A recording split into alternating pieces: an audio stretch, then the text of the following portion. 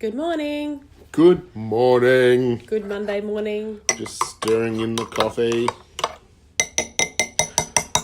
He's decided that's a good thing for you to hear. I love that. I was you. doing the video for that, and I was thinking, whoa, listen to that click, click, click of the spoon on the. I love it. It's obviously an anchor for good coffee. So, yep, it's what is it? Monday. Yep. Wow. So, no. Where to go? Yawn.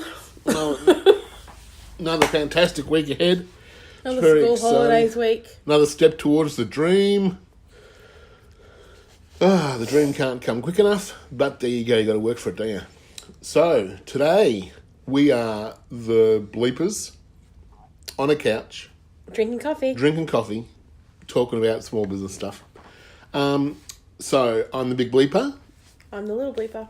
And today we're going to talk about social media and the difference really between a proper social media campaign and what most people do.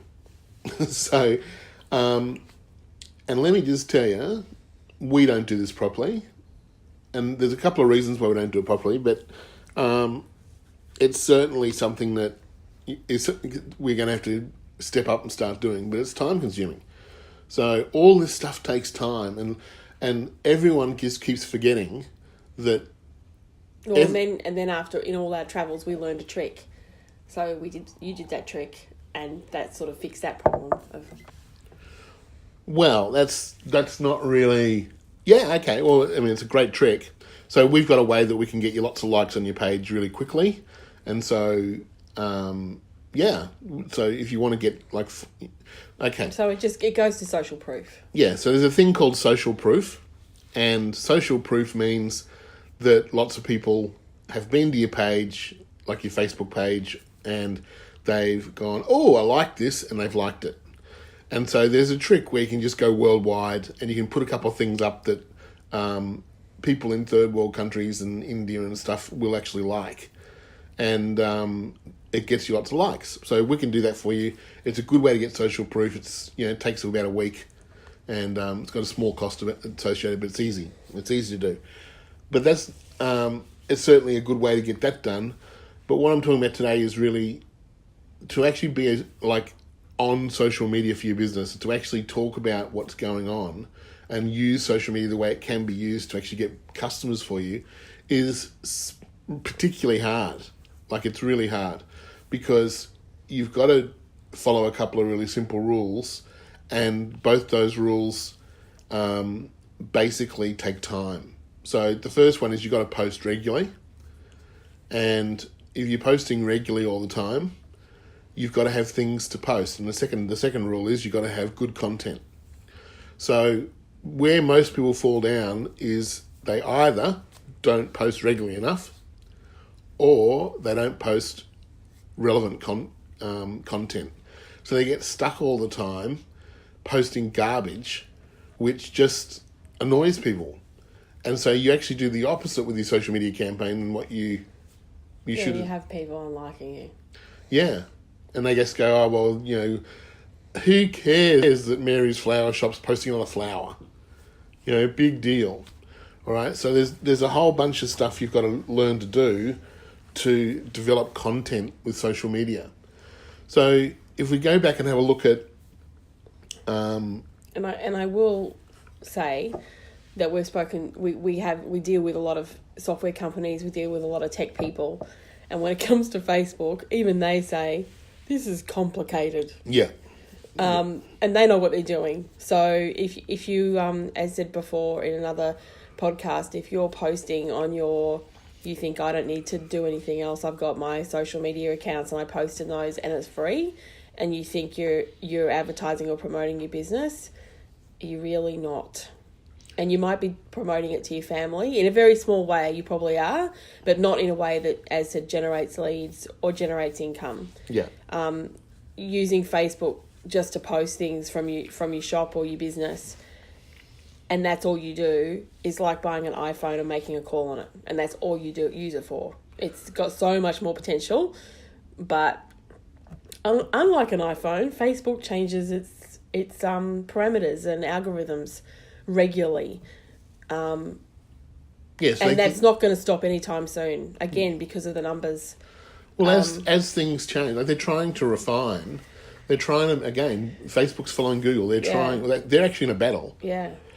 So I don't know if you know that Facebook and Google are in a battle. They're both trying to be the dominant player in the social media, the online world. Google owns YouTube, and so at the moment they're in a video battle. Facebook wants to have very good video content to pull people away. So what Facebook realised was that people were actually spending more time on YouTube than they were on Facebook. And so Facebook's decided we want to capture some of that YouTube time and bring them back over to Facebook.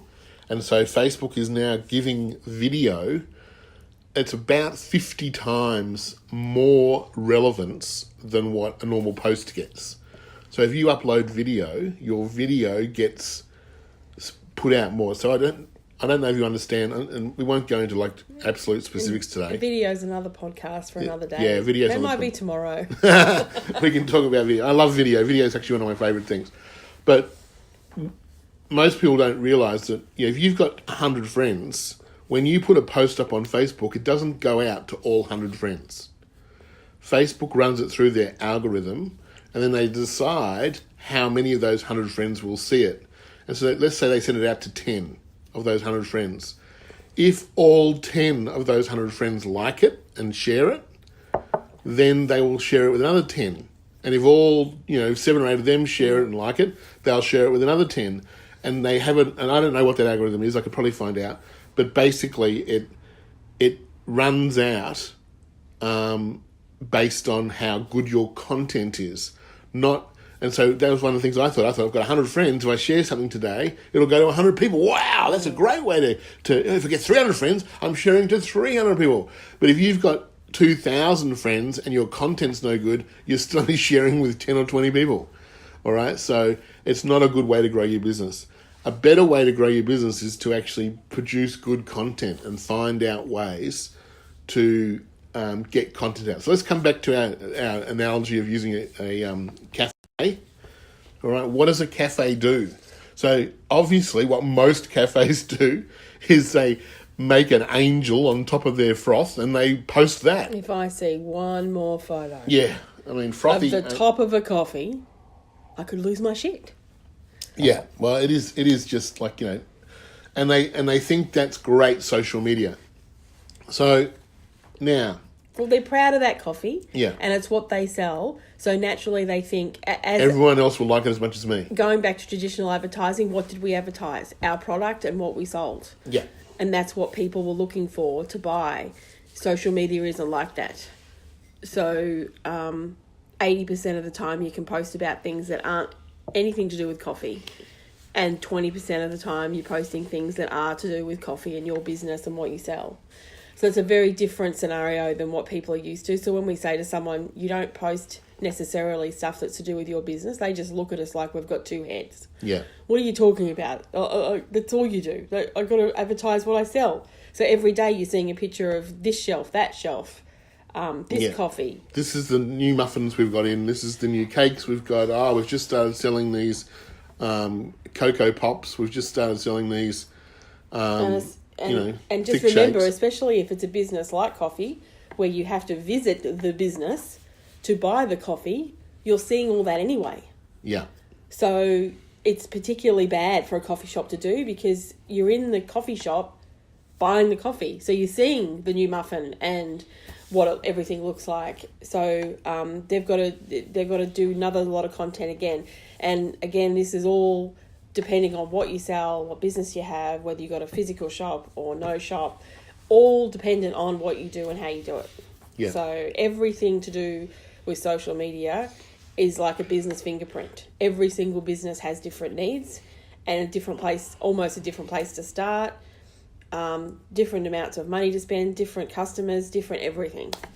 Everything's different. So we've got that. It's different. It's different. I'm looking forward to that photo. Okay.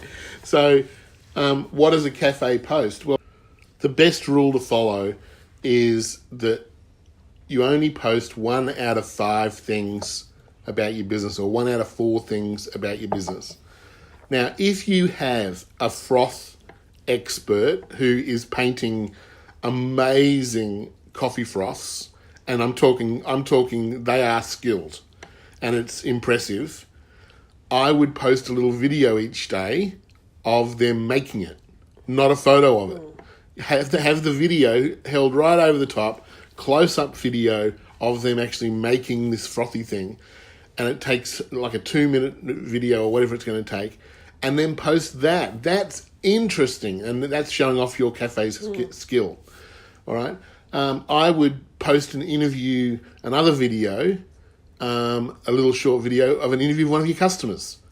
Hi, this is Mary. Mary's been coming here for 12 years. She's, hey, Mary, tell us a little about yourself. And Mary and your customers will go and see who was posted today on your site.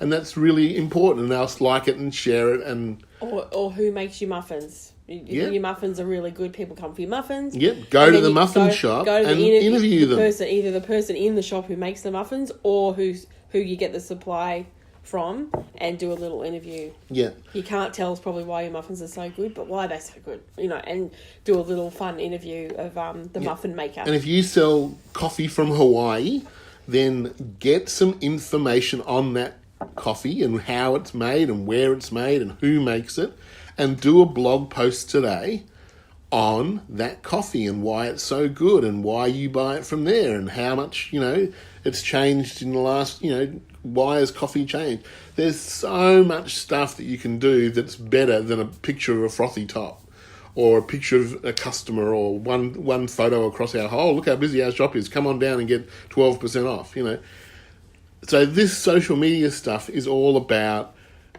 being interesting, and it's providing entertainment. Now, I'm not talking about entertainment as in they must have fun, like going to a circus. I'm talking about a good book, or I'm talking about a great conversation with someone. Yeah, I'm going to say, if you're not posting content that people are liking, then you're seen by 10 people and then dissipates into the ether. So the level of the content and the quality of the content depends on how many people will see it. And if you, after that free person who's going to come into your shop to buy coffee, then you've got to have kick-ass content. Yeah. The best, top of the level, top A stuff. So it's got to be different. It's got to be. Oh no. All Actually, right. it doesn't have to be different. Every business is different, but the content has to be really good.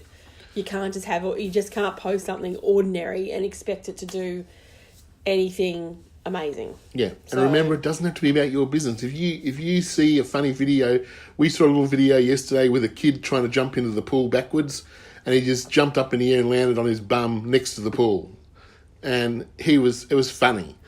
You could cut that little video out, get a little video editor online, and cut that little video out, and share that tomorrow, and your people would like it and share it and laugh and who's had this happen to them before? Someone slipping on ice or that sort of stuff. Anyway, that's us for today. I'm the Big Bleeper. Happy social mediaing. Yep. Have a great day. Who are you? I'm the Little Bleeper. Great. We'll see you tomorrow. Later. Cheers.